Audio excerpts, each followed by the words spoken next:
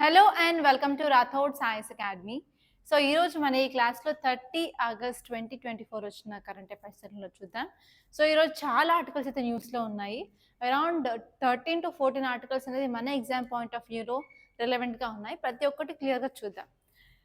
So ఇక్కడ వచ్చేసి ఏంటి అంటే first article, Pakistan invites PM Modi to SCO meet in Islamabad. So ఇక్కడ ఈ ఆర్టికల్ చూసుకున్నట్లయితే మన కీవర్డ్స్ అనేవి రెండు ఇంపార్టెంట్ కీవర్డ్స్ ఉన్నాయి. ఫస్ట్ వచ్చేసి ఏంటంటే ఎస్సీఓ. ఎస్సీఓ అంటే ఏంటి? Shanghai cooperation organisation. సో మీరు ఈ షాంఘై కోఆపరేషన్ ఆర్గనైజేషన్ గురించి ఎక్కడ చదువుకుంటారు అంటే ఇంటర్నేషనల్ రిలేషన్స్, జిఎస్ పేపర్ 2లో ఇంటర్నేషనల్ రిలేషన్స్ ఉంటుంది కదా, అక్కడ మీరు ఇలా డిఫరెంట్ కంట్రీస్ మధ్యలో ఉన్న సంబంధాలే కాకుండా ఏంటి అంటే మనకు ఎలాంటి ఆర్గనైజేషన్స్ ఉన్నాయి, రీజనల్ ఆర్గనైజేషన్సే కానివ్వండి, ఇంటర్నేషనల్ ఆర్గనైజేషన్సే కానివ్వండి. సో అరౌండ్ 10 to 12 మీరు అక్కడ చదువుకుంటారు. అందులో ఒకటి ఏంటంటే SCO, Shanghai cooperation organisation. So మీరు ఇక్కడ ఫోకస్ చేయాల్సింది ఏంటి అంటే అసలు షాంఘై కోఆపరేషన్ ఆర్గనైజేషన్ అంటే ఏంటి, ఆ యొక్క గ్రూప్ ఫామ్ అవ్వడానికి గల కారణాలు ఏంటి, ఆబ్జెక్టివ్స్ ఏంటి, ఎయిమ్స్ ఏంటి, అండ్ నెక్స్ట్ వచ్చేసి ఏంటి అంటే సో ఇండియా ఎప్పుడు ఆ ఆర్గనైజేషన్లో పార్ట్గా ఫామ్ అయింది. సో ఇండియా అసలు ఫౌండింగ్ మెంబర్ కాదు, అంటే ఇది ఫామ్ అయ్యేటప్పుడు ఇండియా అనేది మెంబర్ కాదు. దాని తర్వాత ఇండియా పాకిస్తాన్ అనేది జాయిన్ అవ్వడం జరిగింది. సో ఇక్కడ మీరు ఏ కంట్రీస్ ఇందులో మెంబర్స్ ఎప్పుడెప్పుడు జాయిన్ అయ్యాయి కూడా మీరు చూసుకోవాల్సిన అవసరం ఉంది. అండ్ ఇప్పుడు వచ్చేసరికి ఈ ఆర్గనైజేషన్లో 10 మెంబర్స్ అనేది ఉండడం జరిగింది అనమాట. సో ఇప్పుడు ఈ ఆర్టికల్ ఎందుకు ఇంపార్టెంట్ అంటే మనందరికీ తెలుసు పాకిస్తాన్ అసలు ఇండియాకి ఎనిమీ కంట్రీ అని. అయినప్పటికీ పాకిస్తాన్ ఇండియాని ఎస్సీఓ ఆర్గనైజేషన్ మీట్ ఉంది. ఎప్పుడు అంటే అక్టోబర్ 16వ తారీఖులో ఉందన్నమాట. సో ఆ మీటింగ్కి ఇండియాని పిలవడం జరిగింది. సో ఇక్కడ మీరు ఈ ఆర్టికల్ వలన మీరు ఇక్కడ గెస్ట్ చేసేవి ఏంటి, ఓకే, అవి చూసుకోవాల్సిన అవసరం ఉందన్నమాట. సో ఇప్పుడు మీరు ఇక్కడ కంటెక్స్ట్ చూసుకున్నట్లయితే ఏం చెప్తుంది అంటే Pakistan invited Indian prime minister to Shanghai cooperation organisation council of heads of government meeting. ఈ మీటింగ్కి అనేది పాకిస్తాన్ ఇండియాని పిలవడం జరిగింది అని చెప్తున్నారు. ఈ మీటింగ్ ఎక్కడ జరగబోతుంది అంటే ఇస్లామాబాద్లో జరగబోతుంది. సో మీరు కొన్ని డీటెయిల్స్ చూసినట్లయితే ఇది ఒక గెస్చర్ అనమాట. మనకి అండ్ పాకిస్తాన్ రిలేషన్స్లో థా అనేది ఉంది. థా అంటే ఏం లేదండి, సో ఇప్పుడు మనం ఏదైనా సరే కంట్రీస్ మధ్య రిలేషన్స్ చూసుకున్నట్లయితే కొన్నిసార్లు పీక్ రిలేషన్స్ ఉంటాయి, కొన్నిసార్లు లో ఉంటాయి, పీక్ ఉంటాయి, లో ఉంటాయి. ఎప్పుడైతే లో ఉంటుందో దాన్ని మనం థా అని అంటామన్నమాట. సో ఇప్పుడు పాకిస్తాన్ ఇండియాని పిలవడం వల్ల మనకి అండ్ పాకిస్తాన్కి కొంచెం సంబంధాలు అంత హై టెన్షన్స్ అనేవి లేవు, తక్కువ టెన్షన్స్ ఉన్నాయి ఇప్పుడు అన్నట్టు మనకి అర్థం చేసుకోవడానికి వీలుగా ఉంటుంది. అండ్ నెక్స్ట్ వచ్చేసి ఏంటి అంటే ఈ షాంఘై కోఆపరేషన్ ఆర్గనైజేషన్ అనేది చాలా ఇంపార్టెంట్గా రీజనల్ కొలాబరేషన్ మీద ఫోకస్ చేస్తుంది అనమాట. రీజియన్లో ఆ మెంబర్స్ ఎవరైతే ఉన్నారో ఆ మెంబర్ కంట్రీస్ యొక్క సెక్యూరిటీ, ట్రేడ్, కోఆపరేషన్ మీద అయితే ఫోకస్ చేయడం జరుగుతుంది. అండ్ నెక్స్ట్ వచ్చేసి ఏంటి అంటే ఇక్కడ పాకిస్తాన్ అనేది ఈ సంవత్సరం లీడర్షిప్ రోల్ ప్లే చేస్తుంది కాబట్టి ఇప్పుడు పాకిస్తాన్ రెస్పాన్సిబిలిటీ అనమాట డిఫరెంట్ కంట్రీస్ని పిలవడం, ఆర్గనైజ్ చేయడం.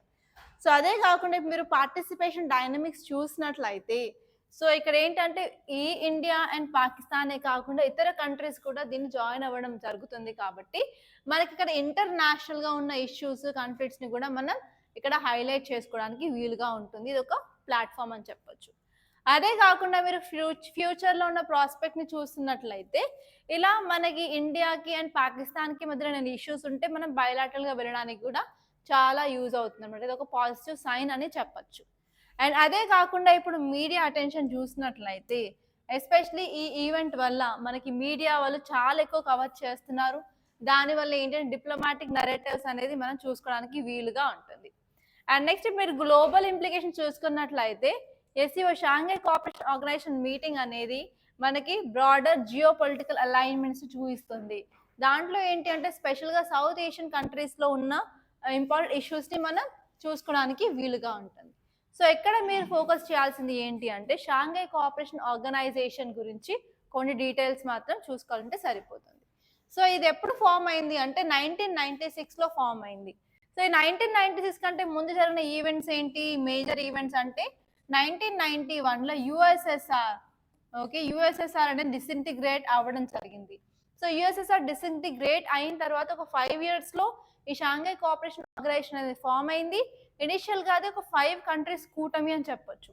ఆ 5 కంట్రీస్ ఏమిటమ్మా అంటే China, Russia, Kazakhstan, Kyrgyzstan and Tajikistan. ఈ 5 అనేది ఇనిషియల్ కంట్రీస్.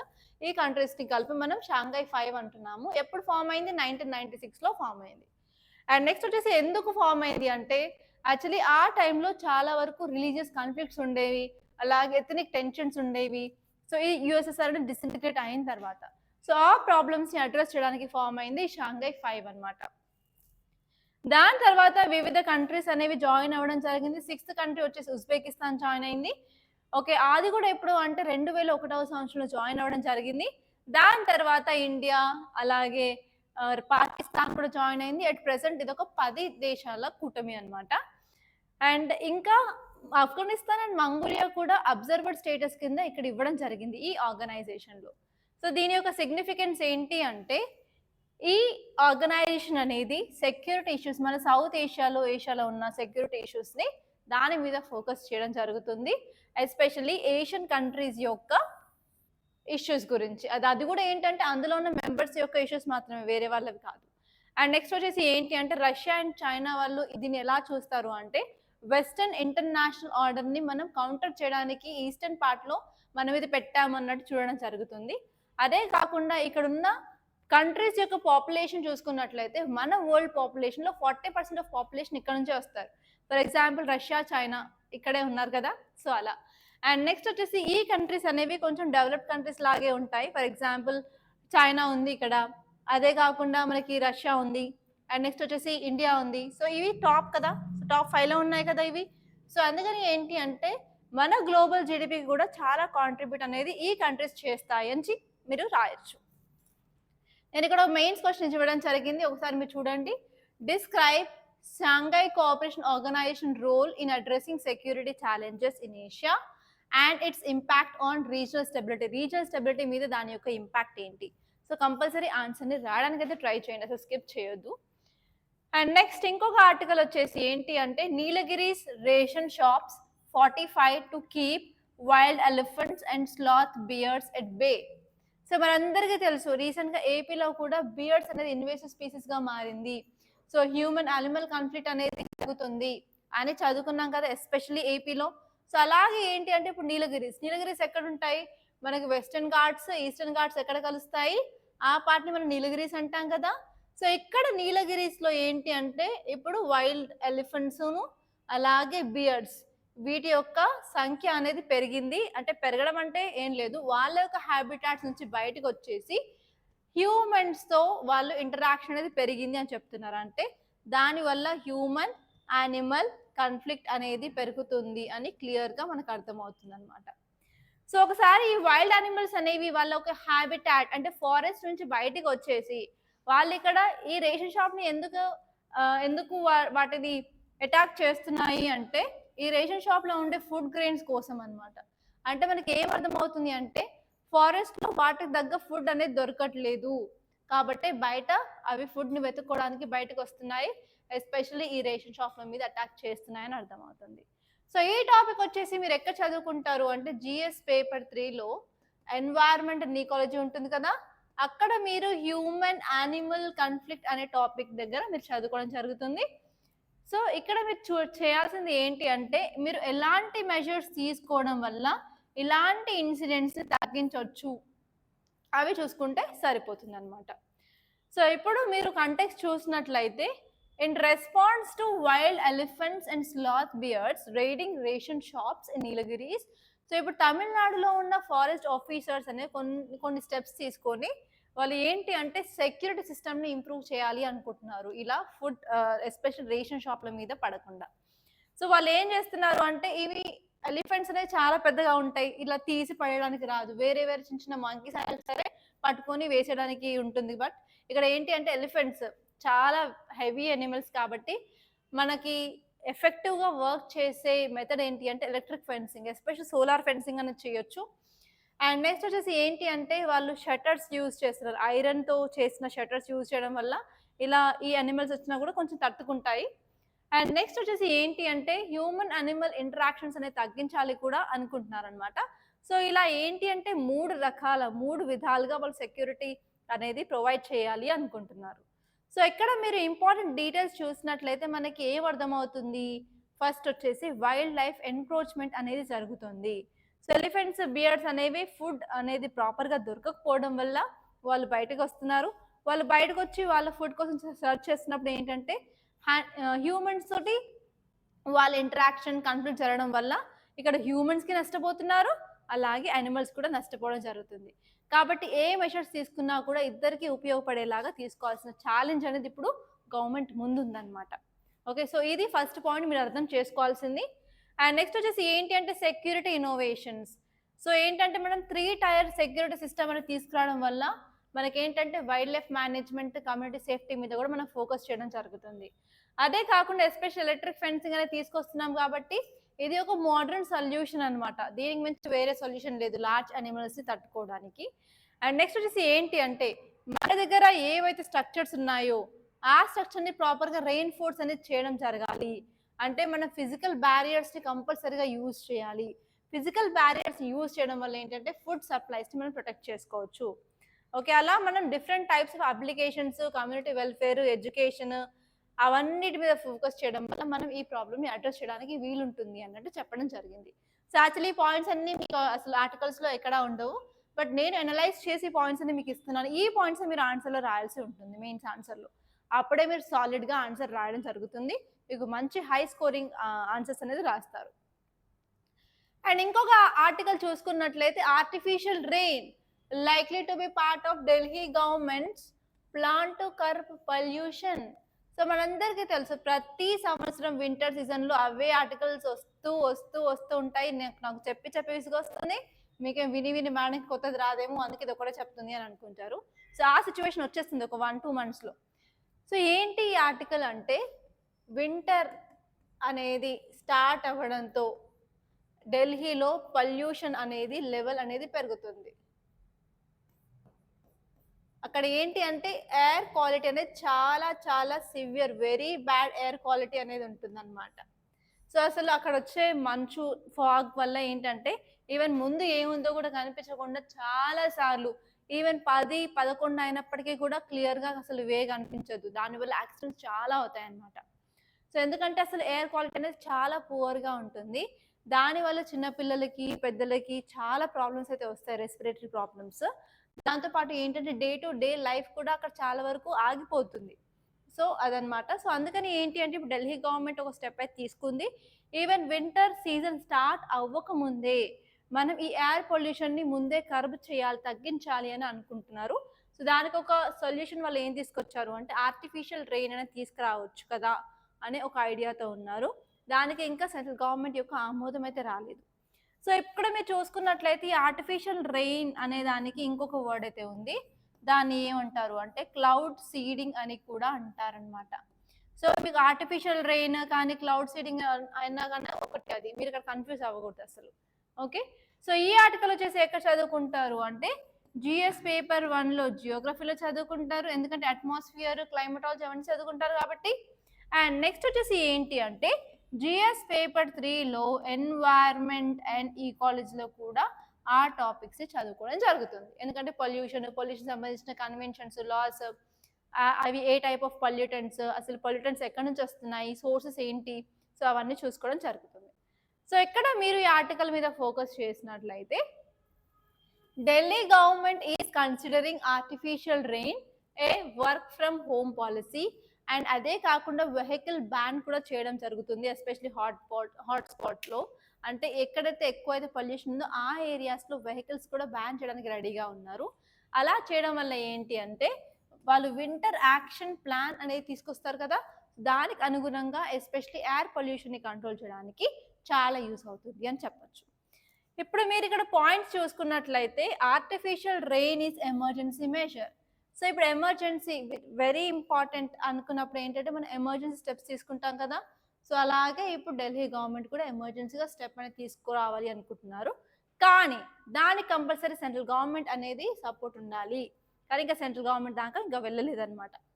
అండ్ నెక్స్ట్ వచ్చేసి ఏంటి అంటే వాళ్ళు proactive work from home strategy అనేది తీసుకురావడం జరిగింది. కాబట్టి ఏంటి అంటే ఎస్పెషలీ వెహికులర్ ఎమిషన్స్ తగ్గించడానికి చాలా చాలా యూజ్ అవుతుంది. ఎందుకంటే వర్క్ ఫ్రమ్ హోమ్ని తీసుకురావాలి. అసలు వర్క్ ఫ్రమ్ హోమ్ తీసుకొచ్చినప్పుడు ఏంటి అంటే వాళ్ళు ఆఫీస్కి వెళ్ళనక్కర్లేదు.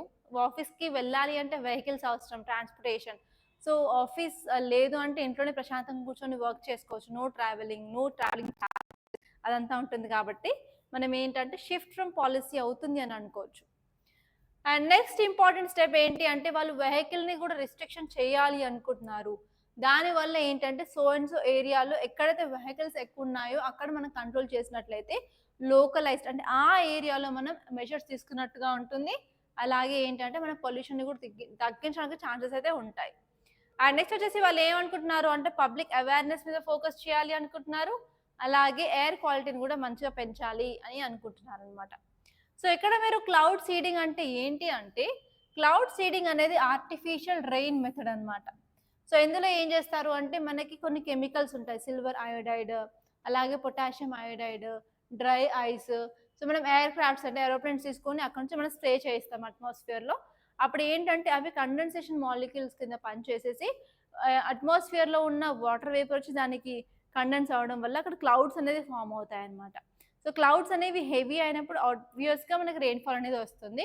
సో ఈ క్లౌడ్ సీడింగ్ చేసిన హాఫ్ అన్ అవర్ తర్వాత మనకి రెయిన్ఫాల్ అయితే రావడం జరుగుతుంది అనమాట.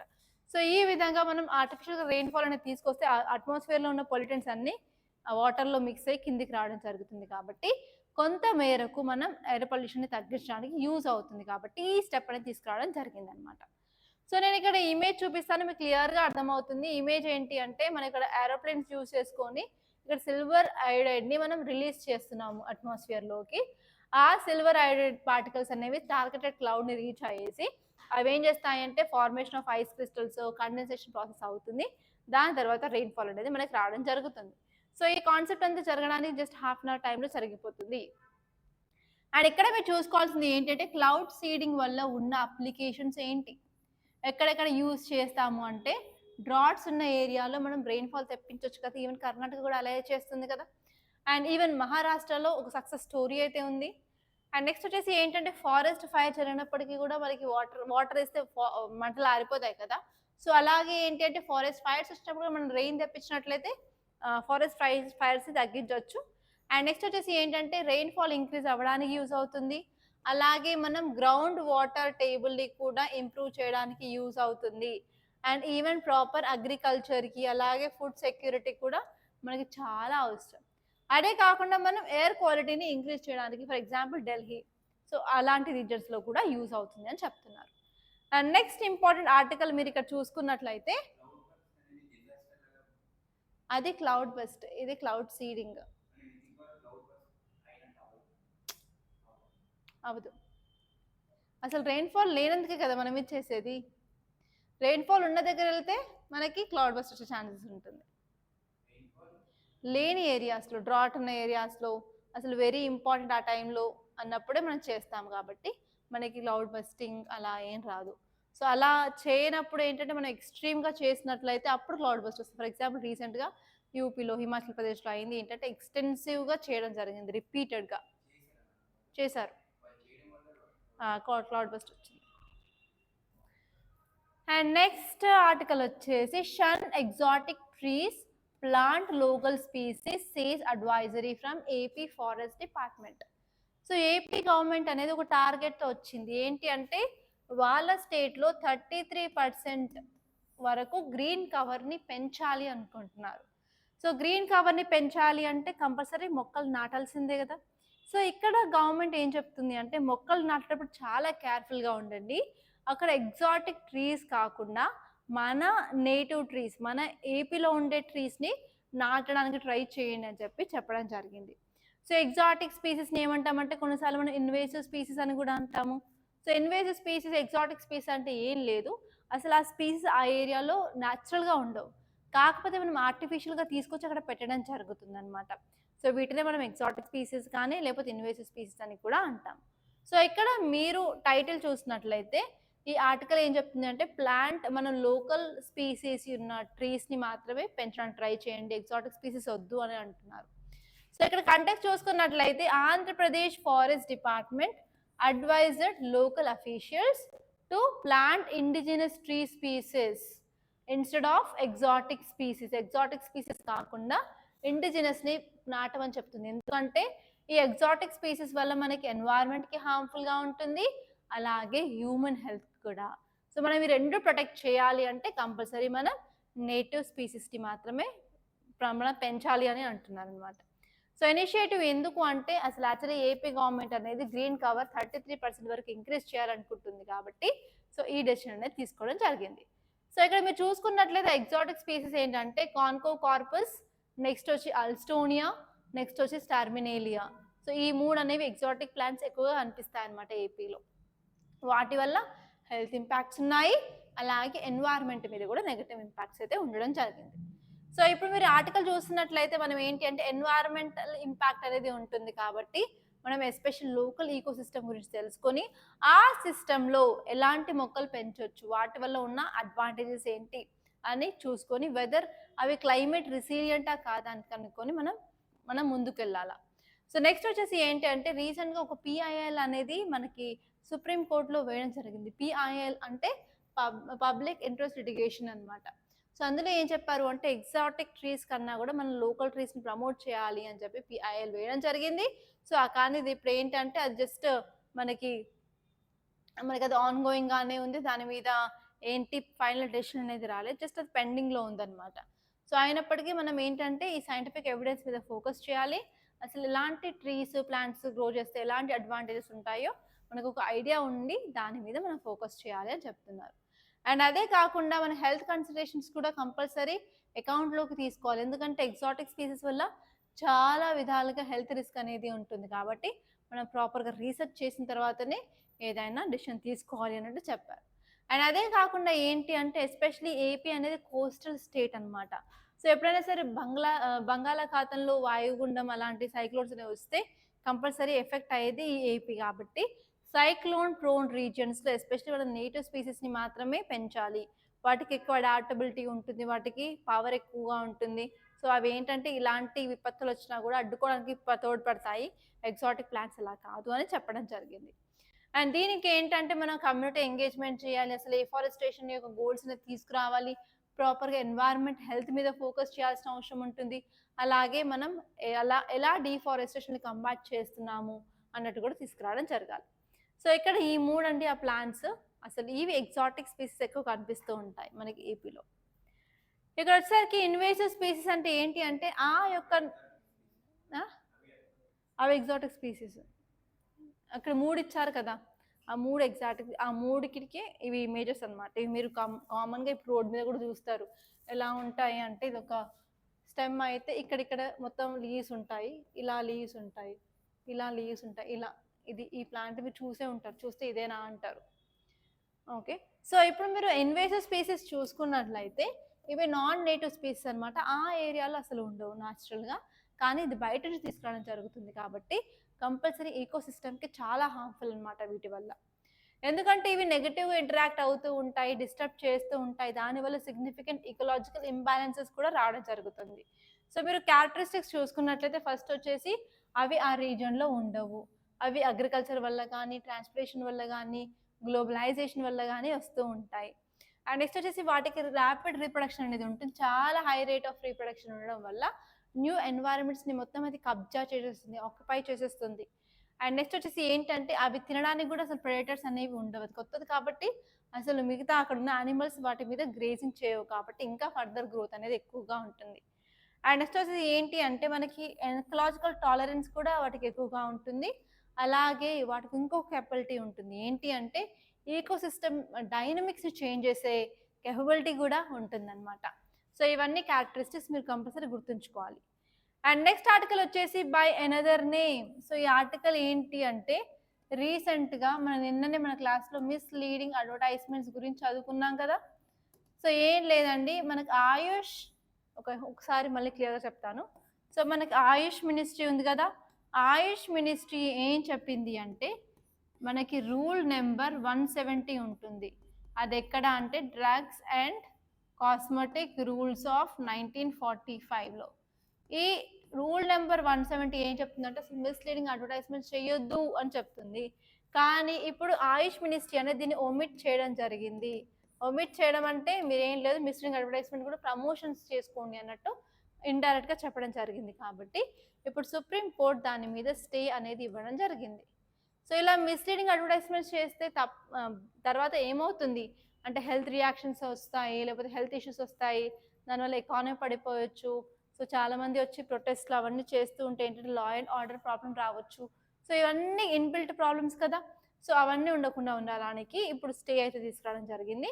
సో రెండవ మనం క్లాస్ చదువుకుందాము ఏంటి అంటే మిస్లీడింగ్ యాడ్స్ అంటే ఏంటి, దానివల్ల జరిగే ఇంపాక్ట్స్ ఏంటి. సో అవి చదువుకుంటే సరిపోతుంది. అండ్ లాస్ట్ ఆర్టికల్ వచ్చేసి చాలా ఇంపార్టెంట్ అండి. ఏంటంటే moving the spot light to grass root democracy. ఈ టాపిక్ వచ్చేసి మనకి పాలిటీలో ఇంపార్టెంట్. సో మీరు పాలిటీలో ఎలక్షన్ కమిషన్ ఆఫ్ ఇండియా చదివే ఉంటారు. అది ఒక constitutional body. So especially article 324 అనేది మనకి ఎలక్షన్ కమిషన్ ఆఫ్ ఇండియా మీద ఉంటుంది. సో మనకి సెంట్రల్లో ఎలక్షన్ కమిషన్ ఆఫ్ ఇండియా ఉంది, అలాగే స్టేట్లో స్టేట్ ఎలక్షన్ కమిషన్స్ ఉంటాయి కదా. సో ఇక్కడ మీరు ఫంక్షన్స్ చూసుకున్నట్లయితే ఎలక్షన్ కమిషన్ ఆఫ్ ఇండియా అనేది మనకు ఎలక్షన్స్ చేస్తుంది, అలాగే డీలిమిటేషన్స్ చేస్తుంది. వాటికంటూ ఒక రూల్స్ అండ్ రెస్పాన్సిబిలిటీస్ ఉన్నాయి. సో మీరు ఇక్కడ ఎలక్షన్స్ చూసుకున్నట్లయితే ఎవరికి ఎలక్షన్స్ చేస్తుంది? ప్రెసిడెంట్కి, వైస్ ప్రెసిడెంట్కి, అండ్ స్టేట్ లెజిస్లేటివ్ అసెంబ్లీకి, ఓకే, లోక్సభకి అండ్ రాజ్యసభకి ఎలక్షన్స్ చేస్తుంది. సో అది కాకుండా మనకి మున్సిపాలిటీస్ అండ్ పంచాయత్స్ ఉంటాయి కదా. సో మనం ఎప్పుడైనా సరే గ్రాస్ రూట్ లెవెల్ అన్నప్పుడు మున్సిపాలిటీస్, పంచాయత్స్ మనకు గుర్తొస్తాయి. సో ఈ ఒరిజినల్ కాన్స్టిట్యూషన్లో ఉన్నాయా అంటే లేదు. 73rd, 74th constitutional amendment acts ద్వారా వీటిని అయితే యాడ్ చేయడం అయితే జరిగింది. అండ్ వీటికి ఎలక్షన్స్ చేసే బాధ్యత ఎవరిది అంటే స్టేట్ ఎలక్షన్ కమిషనర్ది. అందుకే నేను ఇక్కడ గ్రాస్ రూట్ డెమోక్రసీ అన్నాను. సో ఇక్కడ గ్రాస్ రూట్లో ఏంటి అంటే ఎస్పెషల్లీ మున్సిపాలిటీస్ అండ్ పంచాయత్స్ చాలా వరకు ఎలక్షన్స్ అనేది జరగట్లేదు, జరిగిన కూడా క్రెడిబిలిటీ అనేది సరిగా ఉండట్లేదు. కాబట్టి మనకి స్టేట్ ఎలక్షన్ కమిషన్స్కి కూడా మనం ఎంపవర్మెంట్ అనేది ఇవ్వాలి, అటానమీ కావాలి, వాళ్ళకున్న రైట్స్ని సద్వినియోగం చేసుకోవాలి అన్నట్టయితే చెప్పడం జరిగింది. సో ఒక్కసారి మనం ఈ ఆర్టికల్ని క్లియర్గా చూసినట్లయితే election commission of India is a credible institution అని అందరికీ తెలుసు. బట్ ఇక్కడ క్వశ్చన్ ఏంటి అంటే స్టేట్ ఎలక్షన్ కమిషన్ కూడా అంతే క్రెడిబులా అంటే కాదు. We need more strengthening of SEC అని చెప్తున్నారు. ఓకే, సో ఇప్పుడు మీరు ప్రాబ్లమ్స్ ఏంటో చూసుకున్నట్లయితే క్రెడిబిలిటీ అనేది ఈసీఐకి ఉన్నట్లు అసలు స్టేట్ ఎలక్షన్ కమిషన్కి లేదు. అందుకని మనం ఒక యూనిఫైడ్ అప్రోచ్ అనేది తీసుకురావాలన్నట్టు చెప్పడం జరిగింది. అదే కాకుండా మనం ఈ ఎస్ఎస్ని కూడా ప్రాపర్గా ఎంపవర్మెంట్ అనేది చేయాలి. ఎందుకంటే వాటికి లీగల్ బ్యాటిల్స్ ఉన్నాయి, అలాగే వాటికి ప్రాపర్ అటానమీ లేదు. దానివల్ల ఎఫెక్టివ్నెస్ అనేది తగ్గుతూ ఉంది, అండ్ పీపుల్ యొక్క డిస్ట్రెస్ పెరుగుతుంది, డిలేస్ అనేది అవుతున్నాయి. సో ఇవన్నీ జరగకుండా ఉండాలి అంటే దానికంటూ ఒక ప్రాపర్గా అటానమీ అనేది తీసుకురావాలని చెప్తున్నారు. అదే కాకుండా 70% ఆఫ్ అర్బన్ లోకల్ గవర్నమెంట్స్కి అసలు కౌన్సిల్స్ అనేది లేదు. సో కౌన్సిల్స్ అనేది లేకపోవడం వల్ల మనం గ్రాస్ రూట్ లెవెల్లో మనం ప్రాపర్గా డెమోక్రటిక్ రిప్రజెంటేషన్ చేస్తామంటే కాదు. దానివల్ల ఏంటంటే సివియర్గా లోకల్ సర్వీస్ డెలివరీ అనేది ఎఫెక్ట్ అవుతుంది. అదే కాకుండా ఎస్సీస్కి అనేది చాలా లిమిటెడ్ ప్రెజెంటేషన్ ఎంపవర్మెంట్ ఉంది. సో దాన్ని కూడా మనం పెంచడానికి ట్రై చేయాలి. ఇప్పుడు చూసుకున్నట్లయితే కాన్స్టిట్యూషన్లో కూడా local elections are mandated by constitution ఉంది, కానీ ఇప్పుడు ఏదైనా డీవియేషన్ వచ్చినట్లయితే డెమోక్రటిక్ ఇంటిగ్రిటీ అండ్ సిటిజన్ ట్రస్ట్ని కూడా మనం కోల్పోతాం. కాబట్టి మనకి ప్రాపర్గా మున్సిపాలిటీస్కి, పంచాయత్ ఎలక్షన్స్ అనేది ఉండాలి. దాని కొరకు మనకి రీఫార్మ్స్ అనేది తీసుకురావాలి అన్నట్టు చెప్పడం జరిగింది. సో ఇవి ఆర్టికల్సే కాకుండా వేరే ఆర్టికల్స్ అయితే న్యూస్లో ఉన్నాయి. ఫస్ట్ ఇంపార్టెంట్ వన్ వచ్చేసి ఐఎన్ఎస్ అరిఘాంట్. సో అరిఘాంట్ అనేది మన న్యూక్లియర్ ట్రయాడ్లో ఇంక్లూడ్ చేయడం జరిగింది. అది కంప్లీట్లీ ఇండిజినస్ అనమాట. It is second. సో ఆ పాయింట్స్ అనేవి చాలా ఇంపార్టెంట్. కొంచెం ఆ ఆర్టికల్స్ కూడా ఈరోజు చూసుకోండి. అండ్ నెక్స్ట్ టాపిక్ వచ్చేసి ఏంటి అంటే బయోటెక్ ఎనిజ్మా అంటే ఏంటంటే ఏం లేదండి. సో మనం బయోటెక్నాలజీ చూసుకున్నట్లయితే మనకి చాలా చాలా ఇంపార్టెంట్. ఈ బయోటెక్నాలజీ వల్ల మనకి ఎకానమీలో ఇంపాక్ట్ ఉంటుంది, ఎన్వైర్న్మెంట్లో ఇంపాక్ట్ ఉంటుంది, అండ్ ఎంప్లాయ్మెంట్లో కూడా ఇంపాక్ట్ ఉంటుంది. కానీ మనకి బయోటెక్నాలజీలో ప్రాబ్లం ఏంటి అంటే రీసెర్చ్ అండ్ డెవలప్మెంట్కి చాలా తక్కువ ఫండ్స్ ఉన్నాయి. సో కాబట్టి రీసెంట్గా గవర్నమెంట్ అనేది BioE3 కాంపోనెంట్ అనేది తీసుకురావడం జరిగింది. అసలు ఈ BioE3 అంటే ఏంటి, అందులో ఉన్న ఫీచర్స్ ఏంటి, దానివల్ల అడ్వాంటేజెస్ ఏంటి, డిసడ్వాంటేజెస్ ఏంటి చూసుకుంటే సరిపోతుంది. అండ్ నెక్స్ట్ ఇంకొక ఆర్టికల్ చూసుకుంటే should lateral entry in civil services be encouraged.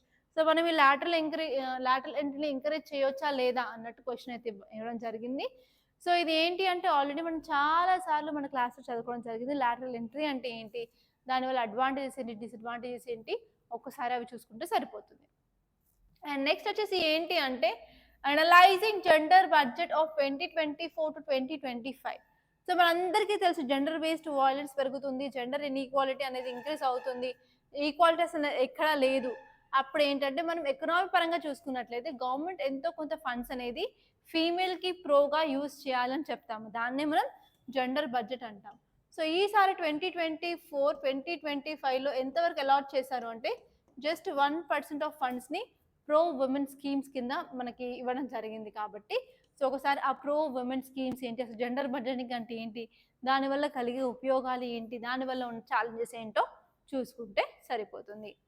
And next topic వచ్చేసి India China hold 31st WMCC meeting to iron are issues. So ఏంటి అంటే రీసెంట్గా మన ఇండియా అండ్ చైనా ఎన్నో రౌండ్స్ ఆఫ్ టాక్స్కి వెళ్ళారు, అయినప్పటికీ మనకి LAC line of actual control దగ్గర ఇప్పటివరకు సొల్యూషన్ అనేది దొరకలేదు. సో కాబట్టి ఒకసారి దాన్ని చూసుకుంటే సరిపోతుంది. అండ్ నెక్స్ట్ ఆర్టికల్ వచ్చేసి portal launched for registering sexual harassment cases. So ఈ పోర్టల్ ఏంటి అంటే షీ బాక్స్. సో రీసెంట్గా union ministry of women and child development అనేది షీ బాక్స్ తీసుకురావడం జరిగింది. ఆ పోర్టల్ ఏంటి అంటే మనం ప్రాపర్గా రిజిస్ట్రేషన్ చేసుకోవడానికి, మానిటరింగ్ చేసుకోవడానికి చాలా యూస్ఫుల్గా ఉంటుంది అని చెప్పడం జరిగింది. సో దాని మీద కూడా మీకు క్వశ్చన్స్ వచ్చే ఛాన్సెస్ ఎక్కువగా ఉన్నాయి. అండ్ నెక్స్ట్ టాపిక్ వచ్చేసి IMD warns of cyclone in Saurashtra, bay of Bengal depression. So ఏంటి అంటే IMD అనేది ఒక హెచ్చరిక అయితే ఇవ్వడం జరిగింది. ఏంటంటే మీకు సైక్లోన్ వచ్చే ఛాన్సెస్ ఉన్నాయి కాబట్టి సో మీరు ప్రిపేర్గా ఉండాలి అని చెప్పారు. సో ఇక్కడ మీరు చూసుకుంటే సైక్లోన్ అంటే ఏంటి, సైక్లోన్ రావడానికి గల కారణాలు ఏంటి, ఎలిజిబుల్ కండిషన్ ఏంటి, అండ్ నెక్స్ట్ వచ్చేసి ఎలాంటి స్టెప్స్ అనేది ఫాలో అవుతాయి. ఫస్ట్ స్టెప్ వచ్చేసి డిప్రెషన్ అనమాట, ఇది ఫామ్ అయింది అని చెప్తాను. తర్వాత స్టెప్స్ ఏంటి, దానివల్ల ఉండే ఇంపాక్ట్ ఏంటి, సో ఇవన్నీ మీరు చూసుకుంటే సరిపోతుంది. అండ్ నెక్స్ట్ టాపిక్ వచ్చేసి మళ్ళీ ఇంకొక ప్రాస్పెక్ట్ అనమాట. మూడీస్ అండ్ ఫిచ్ అనేది ఒక రిపోర్ట్ అనేది రిలీజ్ చేయడం జరిగింది. ఆ రిపోర్ట్లో ఏంటి అంటే ఇండియాలో గవర్నమెంట్ జాబ్స్ కానీ ప్రైవేట్ జాబ్స్ కానీ ఇంక్రీజ్ చేయడం చాలా కష్టం, ఎందుకంటే ఈవెన్ ప్రైవేట్ ఇన్వెస్ట్మెంట్ కూడా చాలా తగ్గింది అని చెప్తున్నారు. సో ఇవ్వండి. అండ్ ఇంకోటి వచ్చేసి మనకి Bonda tribe student set to pursue MBBS programme in Odisha. So Bonda tribe అనేది మనకి PVTGస్లో ఒకటి, పర్టికులర్లీ వనరబుల్ ట్రైబల్ గ్రూప్. అయినప్పటికీ కూడా ఒక అతను MBBS సీట్ అనేది కొట్టేశాడు, MBBS అనేది చేయబోతున్నాడు. కాబట్టి ఇది ఒక గ్రేట్ అచీవ్మెంట్ అని చెప్పొచ్చు. అసలు ఈ బోండా ట్రైబ్స్ అంటే ఎవరు, ఏ స్టేట్లో ఉంటారో తెలుసుకుంటే సరిపోతుంది. సో ఇవ్వండి మన హిందూ న్యూస్ పేపర్లో వచ్చిన ఇంపార్టెంట్ ఆర్టికల్స్. సో ఇంతటితో నేను ముగిస్తున్నాను. కంపల్సరీ మన వీడియోని లైక్ చేయండి, అలాగే షేర్ చేయండి. కంపల్సరీ మన ఈ ఛానల్ని సబ్స్క్రైబ్ చేసుకోండి, అలాగే మిగతా వాళ్ళకు కూడా రిఫర్ చేయండి. Thank you guys for watching.